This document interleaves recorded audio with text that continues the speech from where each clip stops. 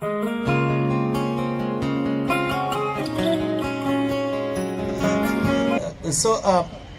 was done during COVID times, and then we were do a formal launch with Mary on stage after the session. Okay. And we wrote this book because I got a request from someone that can you put a book on marriage, because the court cases were happening around marriage, around adultery, around same-sex marriage, about all kinds of conversations were happening around marriage apparently in the Supreme Court.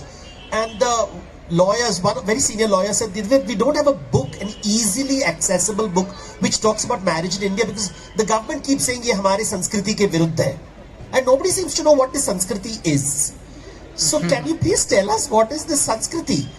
So and it happened because in the conversation I said, oh, in Rig Veda there are stories about the Apsara, Urvashi leaving a husband in the Rig Veda, the oldest scripture, leaving ki main ja rahi hu swarg, and Pururavaha, husband is saying mat jao, hamare bachon ka kya hoga, and she says tum sambhalo. She said, main to chali, I'm bored of earth. So you have the story in the Rig Veda, which is like, is it proto-divorce? And I was like reading the story, and then there is the story of Lopamudra and Agastya, where she is looking at Agastya and said, apna puja path band karo and please pay me some attention. Do your husbandly duties, gods have got enough attention. Here's a woman demanding attention from her husband within marriage, and it's a interest, and this is a conversation from the Rig Veda. I'm not talking about the Puranic traditions which are much later. It's a conversation which is over 3,000 years ago. So I was telling these stories, and I said there's no one place where these stories have been put together. So I wanted to tell stories from the Vedas, from the Puranas, from folk traditions, oral traditions, region epics, Tamil stories, ballads, Rajput ballads. So I tried to put as many as I could to give a sense of how diverse and dynamic India's marriage traditions are. There is no one type of marriage. And I also, I'm often invited by people to choreograph their weddings, because they want, हमको थोड़ा हवन भी चाहिए, लेकिन champagne serve कर सकते हैं क्या हवन में, Devdutt ji. And I'm like, oh my God, I better charge a lot for this.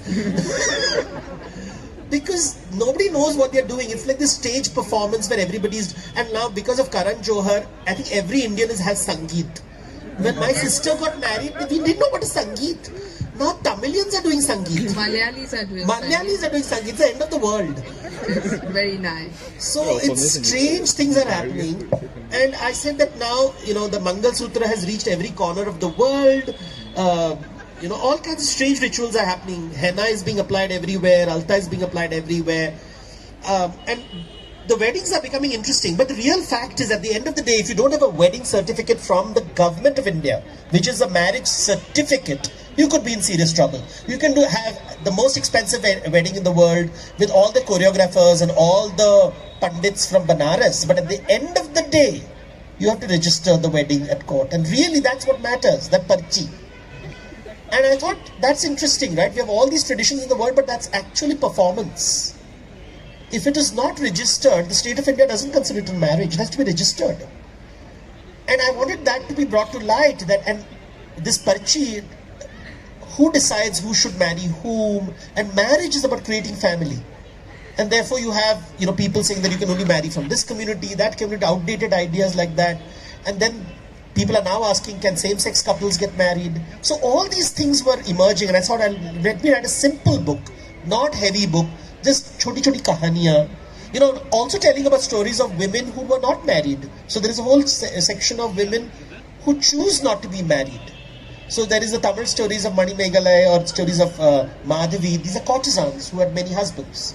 Then there are nuns and men and women who choose not to be married at all. They don't want marriage.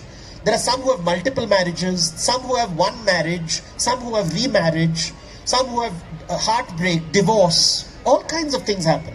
So the whole diversity is what I wanted to capture for the young generation. Because romance is the bestseller, right? Everybody loves romantic books. But I think young generation should know that there is no fixed formula of marriage. There are happy marriages, there are unhappy marriages. There are multiple marriages, there are singular marriages. There are no marriages, and people are very, very happy in this world without getting married. There are women who have had children without marriage. There are men who have raised children without marriage. And they're all part, and I'm picking up only stories from the Vedas and the Puranas and the Indian scriptures. They're all part of our Sanskriti, which I think the politicians will get a heart attack because you see, they know the truth. And scholars like me just write myths. But I want to compile these because you have these strange arguments in the court saying, "Hamare Sanskriti ke viruddha hai." You know, and then I'm like, "नहीं आपने पढ़ा नहीं है, आपको संस्कृति के बारे में कुछ नहीं पता है." So I have to, somebody has to do it, right? So, and make money at while doing that.